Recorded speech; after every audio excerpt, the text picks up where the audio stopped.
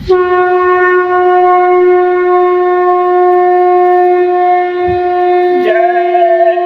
गुरुदेव। जय गुरुदेव। मन को मोड़ सत्संग में आओ, लोक परलोक दोनों फल पाओ। गाय को राष्ट्रीय पशु बनाओ, धरती पर सतयुग ले आओ।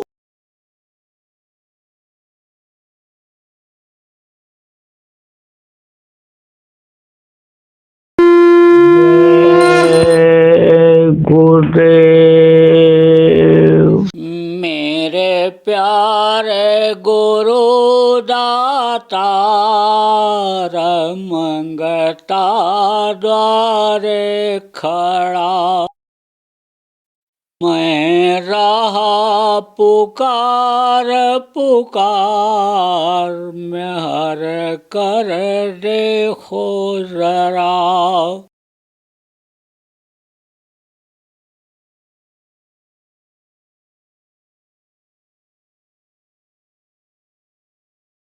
मौज के धनी होते हैं, सब उनके जीव होते हैं, किसी भी लोक में चले गए और वहीं अपना मजमा लगा दिया, वहीं सत्संग सुनाने लग गए। तभी तो जीवों की इच्छा पैदा होती है, जीवों को वहाँ भी तब घर याद आता है। तभी तो ऊपरी लोक के जीव उनसे प्रार्थना करते हैं कि लेते चलो लेते चलो लेते चलो, अपने साथ ले चलो। उनके पावर को समझते हैं लेकिन ले नहीं जाते हैं, सिस्टम से काम करते हैं।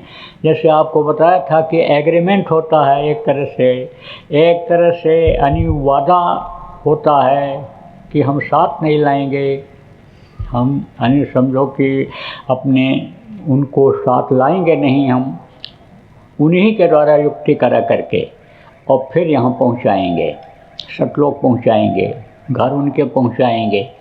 तो मृत्युलोक में जन्म दिला देते हैं। वो उनको क्या कहा गया है? अंकुरी जीव कहा गया है। तो गुरु महाराज तो चले गए और अभी अगर वो सत्संग में सुनाते समय किसी की इच्छा जगी तो अब भी भेज देते हैं। तमाम अंकुरी जीव हैं, आप साधना करने लगोगे तो अंकुरी जीव दिखाई पड़ जाएंगे। वो जिनकी झलक ऊपर के जो धनी हैं उनकी पड़ जाती है, उनकी रोशनी प्रकाश पड़ जाता है, वो भी अंकुरी हो जाते हैं। तो उस वक्त के जो समर्थ गुरु होते हैं उनके पास वो पहुंच जाते हैं, वो उनको खींच लेते हैं। तो आप प्रेमियों इस बात पर विश्वास करो कि गुरु महाराज अपने सक्षम थे और आपके सूरत को उन्होंने काल के हाथ से ले लिया है और हमेशा वो गुरु पथ पर आपकी संभाल के लिए सतलोक से आते रहते हैं, क्योंकि जो वादा किया है निभाना पड़ेगा। वादा किया उन्होंने गुरु महाराज ने कि हम आए वह देश से जहाँ तुम्हारो धाम, तुमको घर पहुँचाऊना, एक हमारो काम, एक लक्ष्य, एक उद्देश्य कि हम तुमको तुम्हारे घर पहुँचा करके ही दम लेंगे।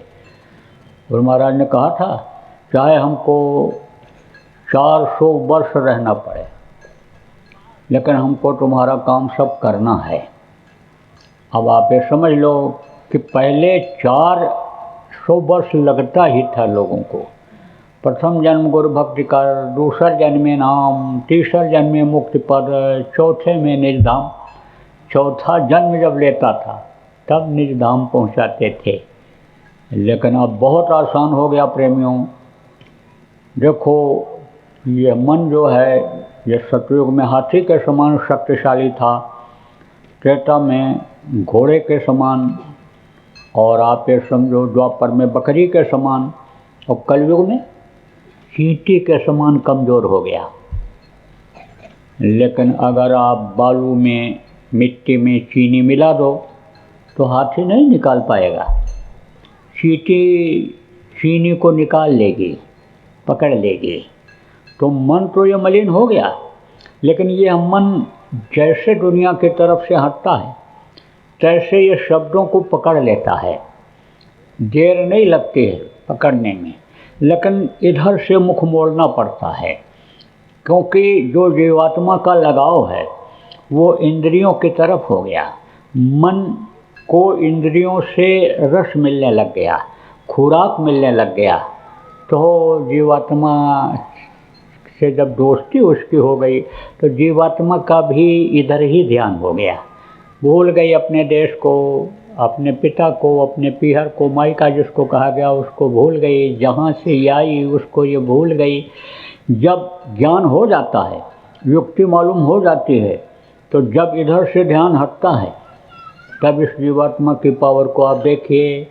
ये बड़े बड़े देवी और देवताओं की रचना कर सकती है, स्वर्ग वैकुंठ ये बना सकती है, इसमें इतनी पावर है। परमात्मा की अंश जीवात्मा, जैसे बादशाह का कोई बेटा हो तो समझो कि उसको भी काफ़ी पावर रहता है। आप देखो कि जो कोई अधिकारी की औरत है, बड़े नेता की औरत है या प्रतिष्ठितवान की औरत है, उसको भी पावर रहता है। 2 दर्जा भी न पढ़े हो और अगर पति मास्टर है तो मास्टरनी ही बोली जाएगी। वो कुछ न पढ़े हो, 5 दर्जा पढ़े हो, लेकिन वकील की औरत है तो वकील नहीं बोली जाएगी। तो आप ये समझो कि ऐसी ये उदाहरण देकर बातें इसलिए समझाई जा रही हैं कि समझ जाओ। तो जैसे DOG डॉग माने होता है कुत्ता, और पलट के पढ़ो उधर ऐसे, तो GOD गॉड माने परमात्मा। तो जब ये इधर से मुखातिब होती है और उधर जब ये जाती है तो सोई जाने ते देव जनाई, और जानत तुम्हें तुम्हें हो जाए, पूरी पावर इसमें आ जाती है जीवात्मा की। तो कहने का मतलब ये है, गुरु महाराज जैसे समर्थ संत आपको मिले, गुरु महाराज जैसे समर्थ गुरु आपको मिले, मनुष्य शरीर आपको अनमोल मिला, देव दुर्लभ शरीर ये आपको मिला, और फिर आप दुखी रहो, दुनिया में झकोले खाओ। आप समझो कि मंगता से मांगो, भिखारी से मांगो, अरे उससे मांगते हो कि जो उस प्रभु से मांगता रहता है वो भी मांगता ही रहता है। कभी जल्दी किसी का पेट भरता है? आप ये समझो लोग दूसरे को आशीर्वाद देते कि दूधो नहाओ, पोतो फलो, ये आशीर्वाद देते थे। तो आपको समझने की ज़रूरत है, इच्छाएं अनंत हैं, यह मन इच्छा पैदा करता रहता है, और जैसे इच्छा, इस तरह की इच्छा में इच्छा पैदा होती है, इस तरह से बढ़ती है कि जैसे आग में घी डाल दो तो बुझने के बजाय आग और तेज जल जाती है। तो प्रेमियों, यानी समझो आपकी गुरु की दया आपको मिल सकती है। गुरु की दया के घाट पर जब आप बैठोगे तो ये कौन सा घाट है? ये नदी का घाट नहीं है। घाट किसको कहते हैं? ये घट में घाट है, अपने घट में घाट है।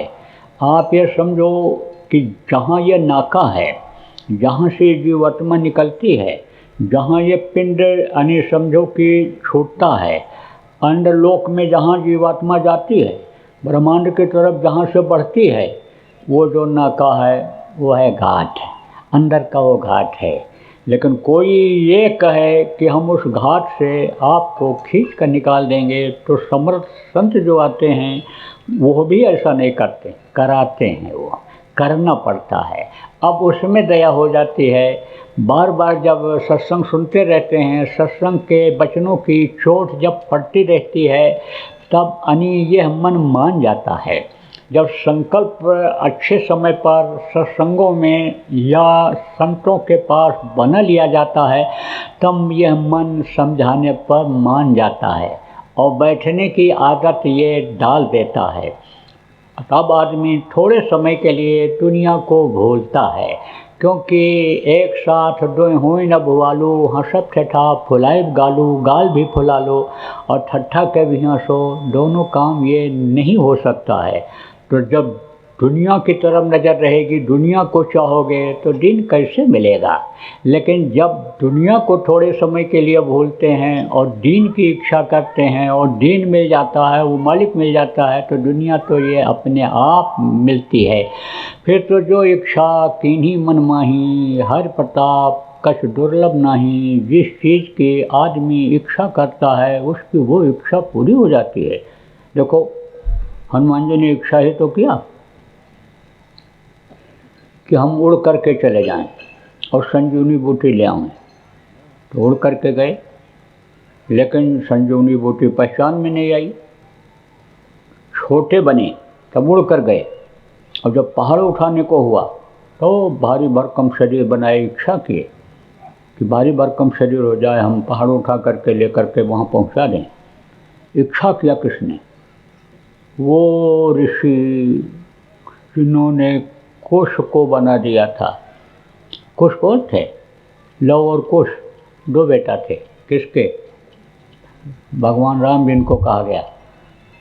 तो राजा की महिमा गरिमा को बनाए रखने के लिए उन्होंने अपनी सती जैसी सीता पत्नी का परित्याग कर दिया था, घर से निकाल दिया था उनको। एकदम सती थी, तिरंधर ओट कहाँ बैठे। रावण जाता था उनसे बात करने के लिए, लेकिन सीधे उसकी आंखों में आंखें मिलाकर बात नहीं करती थी, तिनका लगा लेती थी, ऐसे ऐसे तिनका लगा के बात करती थी उससे। तिनका किसको कहते हैं? ये छोटा सा टुकड़ा किसी भी चीज़ का हो, यानी कोई घास का हो या कोई लकड़ी का हो, ऐसे लगा लेती थी तब बात करती। हनुमान जी जब गए थे, अगर वो इच्छा करती तो हनुमान जी उनको इसे हथेली पर बैठा कर लेकर के चले आते और राम के सामने इसे खड़ा कर देते, लेकिन इच्छा उन्होंने नहीं किया, दूसरे के साथ आना नहीं पसंद किया। एक है धर्म एक व्रत नेमा, बच्चों ध्यान दो कि एक है धर्म एक व्रत नेमा, और काई बचन मन पद पद प्रेमा। पति के चरणों के अलावा किसी को देखती ही नहीं थी, तब उनके अंदर ऐसी शक्ति थी, तब उनके अंदर ऐसी ताकत थी कि सीता को अगर रावण जबरदस्ती करता तो जल जाता। हिम्मत नहीं थी हाथ लगाने की उसकी, नहीं तो जो कैद में आए हुए को तो कोई क्या नहीं कर सकता है।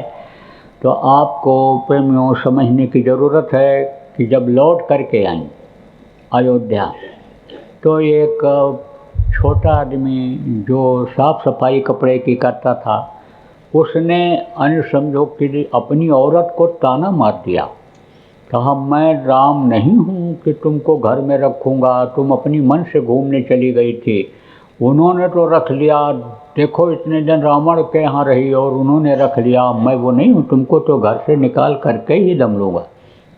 अब यह बात पहुँच गई राम तक, तो राम ने उनको निकाल दिया। तो ऋषि के आश्रम पर गई थी छोटा बच्चा लेकर के, आप ये समझो यानी छोटा उनको बच्चा था, तो वो बच्चा यानी समझो कि खेल रहा था एक दिन, तो खेलते खेलते कहीं दूसरी तरफ चला गया और ऋषि निकले तो क्या बच्चा कहाँ चला गया? अरे भाई बड़ा मुश्किल है, उस बच्ची को तो हमको बच्चा देना पड़ेगा। तो उन्होंने इसे कुश उठाया और इसे पटक दिया और कुश से बच्चा पैदा हो गया, तो वो कुश से पैदा हो गया। आप ये समझो ऐसी ऐसी शक्तियाँ लोगों के अंदर रहती हैं। अणुमा गणुमा महिमा लघुमा ये सब सिद्धियाँ हैं, जो इच्छा कीन्ही मन माही और गुर प्रताप कह दुर्लभ नाही। जिस चीज़ की इच्छा करता है साधक उसकी वो इच्छा पूरी हो जाती है। इच्छाएं सब पूरी हो जाती हैं, लेकिन उधर उसमें लगाव नहीं रहता है। आपकी इच्छा पूरी होती है तो उससे लगाव बढ़ जाता है और उसकी और इच्छा बढ़ जाती है। जैसे मैंने बताया घी आग में पड़ता है तो समझो आपकी वो बढ़ जाता है, उससे इच्छा बढ़ जाती है, लेकिन साधक की इच्छा खत्म हो जाती है। उधर यानी इच्छा उनकी कुछ होती नहीं है उन चीज़ों की। क्या भाव है? संतोष धन सब धन धूल समान, उनके अंदर संतोष आ जाता है। तो प्रेमियों आप गुरु पर भरोसा करो और गुरु का अंतर में दर्शन करो। गुरु महाराज का दर्शन अभी आपको हो सकता है, और जब होने लग जाएगा, थोड़ा मेहनत करोगे, प्रयास करोगे, तड़प अंदर में जगाओगे, तो दीन बंधु दीनानाथ दयालु उनका नाम है, गरीब परवर उनका नाम है। जब सब पर दया करते हैं तो खुद आप सौतेले बेटा तो हो नहीं, आप पर भी दया हो जाएगी। तो मैं आपको बता रहा था संतों के दर्शन का लाभ। राजा को जवाब मिल गया। तीसरा सवाल था राजा का महात्मा जी से, महाराज जी ये तीसरा सवाल और अंतिम सवाल है, आप बताओ कि सेवा का लाभ क्या मिलता है। तब उन्होंने कहा चले जाओ नदी के किनारे, वहाँ तुमको कुछ दिखाई पड़ेगा, वहाँ तुमको कोई मिलेगा, उससे तुम्हारे सवाल का जवाब मिल जाएगा। तो गए, देखा इधर उधर तो कोई दिखाई नहीं पड़ा, देर तक बैठे रहे, कुछ नहीं दिखाई पड़ा। फिर उठे, फिर एकदम से ऐसे चारों तरफ देखने लगे तो देखा थोड़ी दूर पर नदी थी। नदी के किनारे एक जवान आदमी मरा पड़ा हुआ था, एकदम अभी जल्दी ही उसका शरीर छूटा था, प्राण निकले थे उसके। तो इन्होंने सोचा भाई मर गया बेचारा, समय हो गया, देखो अनहोनी तो हो गई, इसको उम्र पूरी करने के बाद मरना चाहिए था, लेकिन जवानी में ही चला गया। फिर उन्होंने सोचा क्या मालूम ट्रांसमाइग्रेशन हुआ हो, किसी ने इसकी आत्मा को समझ लो कि निकाल लिया हो, ऐसा भी होता था, अब भी होता है ऐसा। ये क्रिया है कि एक जीवात्मा दूसरे शरीर में प्रवेश कर जाती है। गुरु गोरक्षनाथ को भी एक क्रिया आती थी, वो भी प्रवेश किए थे। तो आपको ये समझो कि ऐसी ये क्रियाएं सब हैं, गला काट देते थे और फिर उसके बाद जोड़ देते थे। ये सब क्रियाएं हैं, ये कहीं गई नहीं है, ये विद्या कहीं गई नहीं है, भारत देश की ही विद्या है और भारत में ये विद्या है। कुछ चीज़ें भारत के दूसरे देशों में पहुंची हैं, जैसे गुरु महाराज का नाम 32 देशों में पहुंचाया गया, वहाँ फोटो लगाया गया। ऐसे ही कुछ लोगों ने जो मेहनत किए वहाँ पर गए, जिनके पास ज्ञान था, विद्या थी, उन्होंने तो फैलाया है विदेशों में, लेकिन बाकी ज्ञान सब यहाँ भरा पड़ा हुआ है। अब ये है कि जानकारी न होने के कारण आदमी भटकता रहता है। कहते हैं घट में है सूझत नहीं, लानत ऐसे जिन, और स्वामी या संसार को भयो मोतिया बिंद। तो जब मोतिया बिंद हो जाता है तो सामने ही ऐसे नहीं दिखाई पड़ता है। ऐसे ही समझ लो कि मोतिया बिंद को जब हटा देते हैं, पर्दा को हटा देते हैं तो दिखाई पड़ता है। इसी तरह से जीवात्मा पर जो पर्दा लगा हुआ है, जो कालिमा लगी हुई है कर्मों की, वो जब हट जाती है तो दिखाई पड़ता है। तो कहा कि गया होगा भाई, कुछ हुआ होगा। बैठ गए राजा पेड़ के नीचे, उनको तो सवाल का जवाब लेना था, इंतज़ार करते रहे। देखा कि जंगल के जानवर आए और उस आदमी के शरीर को सूंघ करके चले गए। कोई मांस को खाया ही नहीं, जबकि मांसखोर ही जानवर आए थे। प्रकृति ने मांसखोर जानवर भी बनाए, आहार उनका वही बनाया, यानी समझो मांस ही उनका बनाया। जैसे आदमी है, खाली अगर मांस ही खाता रहे बचपन से, बच्चे को और कुछ मत दो, आप केवल मांस खिलाओ, तो जिस जानवर का मांस खिलाओगे उसी तरह का वो आचरण करेगा। उसी तरह का अगर आदमी की बोली को नहीं सुने, जंगल में चला जाए, गूंगी बहरी यानी समझो के साथ उसको कर दिया जाए आया को पालने के लिए, छोटे बच्चे को, तो जानवरों जैसा ही व्यवहार करेगा। लेकिन कुत्ते के बच्चे को आप देखो मांस पर जिंदा रह सकता है, बिल्ली का बच्चा है मांस पर जिंदा रह सकता है, अपने स्वभाव में कोई परिवर्तन नहीं लाएगा और नहीं आएगा उसके स्वभाव में, और आदमी के स्वभाव में परिवर्तन आ जाता है। ये सिद्ध करता है कि मनुष्य का भोजन मांस नहीं है, मनुष्य का भोजन शाकाहारी चीज़ें हैं। इसीलिए प्रेरणा दिया जाता है, समझाया जाता है, हाथ जोड़कर विनय की जाती है, हाथ जोड़कर विनय हमारी, हो जाओ सब शाकाहारी। तो देखा कि कोई मांस को खाता नहीं, सब सूंघ करके चले गए। फिर एक निहायत भूखा सियार आया और सियार सूंघते सूंघते यानी इस उंगली पर जब नाक को पहुंचाया तो सूंघने के बाद यहाँ से काट करके खा लिया। तो राजा के आने समझ में ये नहीं आया कि भाई इतने पूरे शरीर का कोमल स्वच्छ साफ मांस ये नहीं खाया, सियार गीदड़ जिसको कहते हैं, नहीं खाया, तो उंगली को ही क्यों खाया। तो देखो भाषा का ज्ञान हो जाता है। सारी भाषाएं ये अंदर से निकली हैं, सारे अक्षर ये अंदर से निकले हैं। आपको बताया कि ये चक्र हैं, जैसे ये कंठ चक्र आद्या महाशक्ति का स्थान बताया गया, हृदय चक्र यहाँ पर शिव और पार्वती का स्थान है, ये नाभि चक्र विष्णु और लक्ष्मी का स्थान है, इंद्रिय चक्र यानी ब्रह्मा सावित्री गायत्री सरस्वती का स्थान है, और गुदा चक्र जहाँ से मल बाहर निकालते हो, लेट्रिन करते हो, वहाँ पर रिद्धि सिद्धि का स्थान है।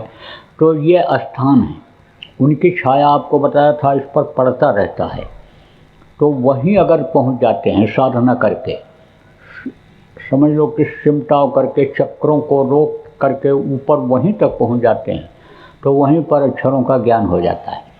जैसे आ ई उ ये जो ऊपर के अक्षर हैं वो यहाँ पर उनकी उत्पत्ति यहाँ से हुई है, कंठ से हुई है। इसी तरह से हर उस पर अक्षर यानी समझो कि ये यानी मिलते हैं, तो जब अक्षरों को मिला देते हैं तो वही शब्द बन जाता है।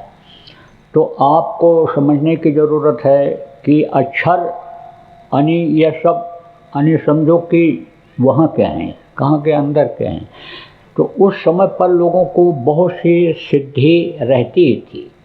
क्योंकि लोगों का ये नियम था कि थोड़ी देर पूजा पाठ कुछ न कुछ करना है, अपने तौर तरीके से ही कुछ न कुछ करते थे, तो उससे उनके अंदर ज्ञान हो जाता था, उनके अंदर शक्ति आ जाती थी।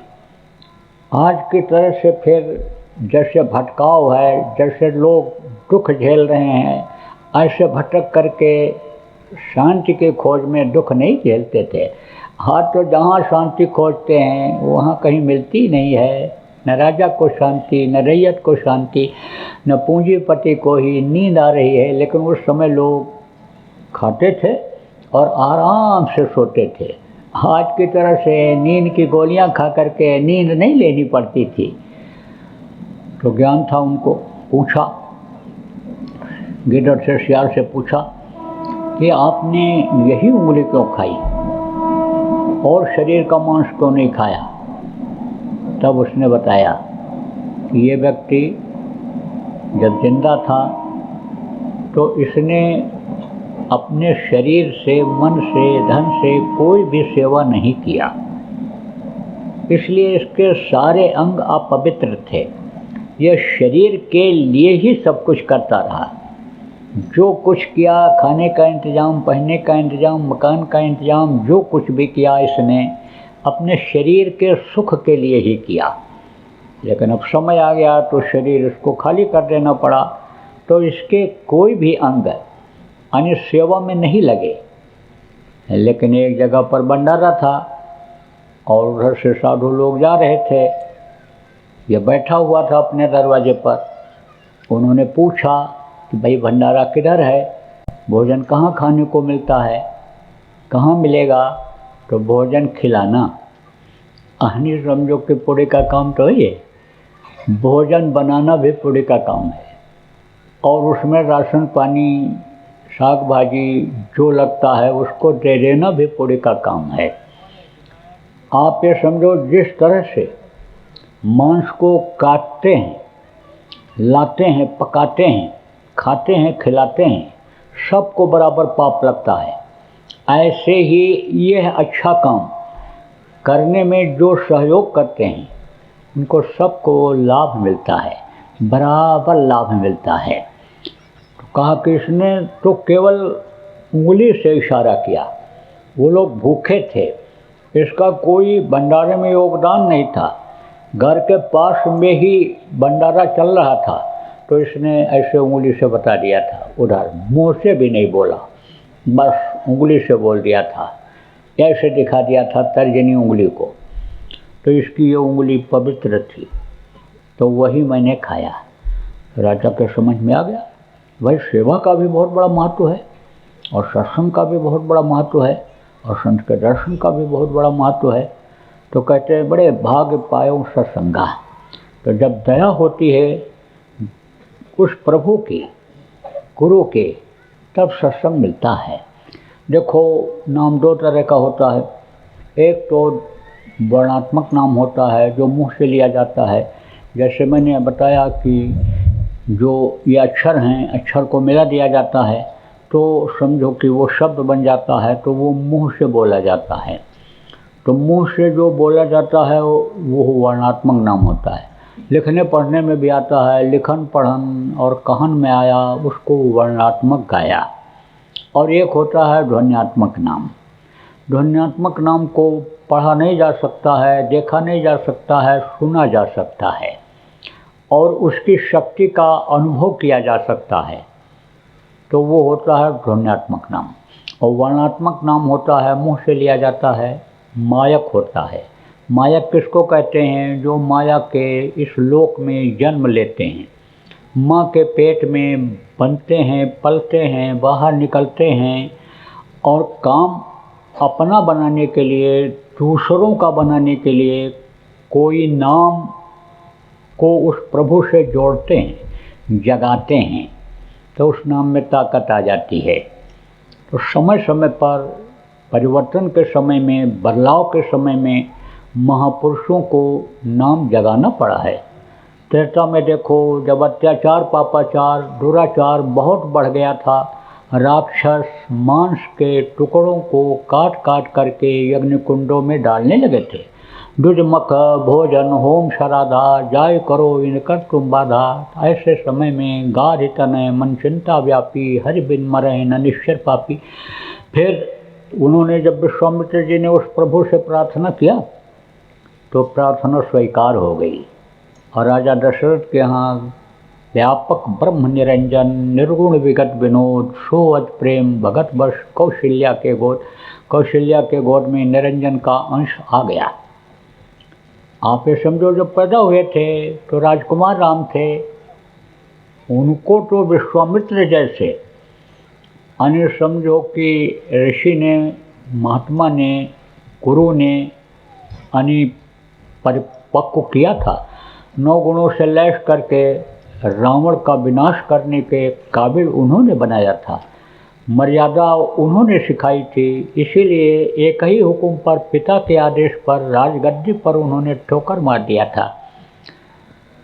तो राम नाम उन्होंने जगाया था। और राम नाम किस लिए जगाया? अपना काम पूरा करने के लिए, धर्म की स्थापना के लिए, दुराचारी का संहार के लिए राम नाम को उन्होंने जगाया था। और विश्वास भी लोगों को दिलाया उस नाम से। बंदर और भालुओं को विश्वास हुआ। कब हुआ? कि जब लंका पर विजय प्राप्त करने के लिए जा रहे थे, समुद्र में पुल बनाने की ज़रूरत पड़ी थी, तो पत्थर पर राम राम लिख करके समुद्र में बंदर और भालुओं ने डाला था। सारे पत्थर तैरने लगे थे। अब पानी में जब पत्थर तैरने लगे तब महिमा का पता चलेगा कि नहीं चलेगा?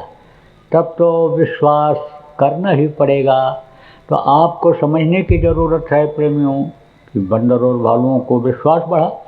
अब विश्वास जब बढ़ जाता है तो आदमी का हिम्मत और हौसला बढ़ जाता है। विश्वास में मन समझो बलवान हो जाता है।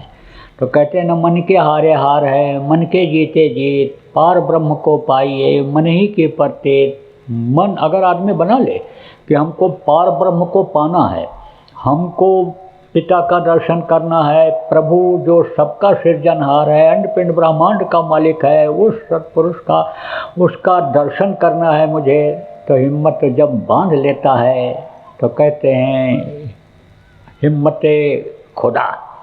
यानी समझो कि हिम्मत करने पर खुदा मिल जाता है। जो मुसलमान फकीर लोग आए उन लोगों ने भी दृष्टांत दे करके इस तरह से समझाया है। तो हिम्मत बन गई बंदरों की। और जब आदमी हिम्मत कर लेता है, थोड़े ही लोग यानी समझ लो कि बड़े बड़ों का छक्का छुड़ा देते हैं। एक दृष्टांत सुना दें, हंसाते बहुत देर से बैठे हुए हो। 3 थे चोर। तो चोर वो कैसे थे? वेशधारी चोर थे। जहाँ जैसी ज़रूरत पड़ जाती थी वैसे ही वो वेश अपना बना लेते थे। तो देखा कि उधर से 9 आ रहे हैं। कथिक, कथिक किसको कहते हैं? पहले जाते थे लोग, अब आजकल की तरह से तो ये टीवी था नहीं, ये कंप्यूटर था नहीं, नाच गाना सिनेमा इसमें आता रहता है, वो सिनेमा वगैरह नहीं था। तो मनोरंजन करते थे, तो निकल जाते थे। वो राजा हैं, बड़े बड़े आदमी हैं, उनको गाना सुनाते, ढपली बजाते और सब अपना कमाते थे। तो लौट रहे थे तो एक नाला था, उसका नाम था बैरगिया नाला। तो वहाँ पर 3 चोर बैठते थे। तो एक तो सबसे पहले साधु का वेश बना करके बैठता था। तो वो देख लेता था कि कैसा है, रोकता था। और साधु को देख कर लोग प्रणाम करते थे, पूछ बैठता था आप कौन हो, क्या हो। तो बताया, पूछा इनसे, 9 थे वो, बताया इनसे, उससे बताया चोर से जो साधु वेश में था कि हम लोग कथिक हैं, नाचते गाते हैं, कमाते हैं, अब घर लौट रहे हैं। तब वो बोला, दामोदर दामोदर दामोदर, मैंने दाम वाला है, दाम है इनके पास, कमा के जा रहे हैं। दूसरा बैठा हुआ था वहीं, उसने सुना। तब उसने देखा, कहा कि भाई या 9 हैं और हम लोग केवल 3 हैं, तो हम अगर इकट्ठा नहीं होंगे तो हम तो इनको जीत नहीं पाएंगे। तो हम तीनों जब इकट्ठा हो जाएं तब इन पर हमला करें, छीने इनका जो भी है रुपया पैसा सामान। तब वो बोला, नारायण नारायण नारायण। नारायण का मतलब नाले में चलने दो, तब इनसे लूटा जाए, मारपीट किया जाए। तो अभी आवाज़ वहाँ तक पहुँच गई। तो वो बोला, बांस दो बांस दो बांस दो, मतलब लठ बांस का, तब मारा जाए। तो योजना उनकी बन गई। अब ये जब वहाँ पहुँचे, रोका, रख दो सब सामान, यहीं पर रख दो। तीनों चोर इकट्ठा हो गए, वेश बदल के पहुँच गए, फिर चोर बन गए, साधु का वेश उतार दिया फटाफट और फिर वहाँ पहुँच गए और कहे रख दो जो कुछ भी है तुम्हारे पास। तो इन्होंने कहा हमारे पास क्या है, अरे हम तो तुमको नाच गाना सुना करके मनोरंजन तुम्हारा कर देंगे। बोले कुछ नहीं, मनोरंजन हमको ज़रूरत नहीं है, हमको तो ज़रूरत है पैसे की तुम्हारे। तब बोले अच्छा तो हमको थोड़ा सुना लेने दो, सुनने में क्या दिक्कत है, फिर तो हमको देना ही देना है, आप लोग ले ही लोगे, हमको मालूम है, हमको तो देना ही देना है, हमको तो खाली हाथ जाना ही है, लेकिन सुन तो लो। तब बोले अच्छा तो सुनाओ। तब गाने में ही उन्होंने अनिश्चित कर लिया कि बैरगिया नारा जुल्म जोर, 9 कथिक नचावें 3 चोर, और जब तबला बाजे धीन धीन, तब एक एक पर 3 3। बोले देखो ये 3 चोर हैं, 9 को नचा रहे हैं और हम लोग 9 होते हुए भी इनका कुछ नहीं कर पा रहे हैं।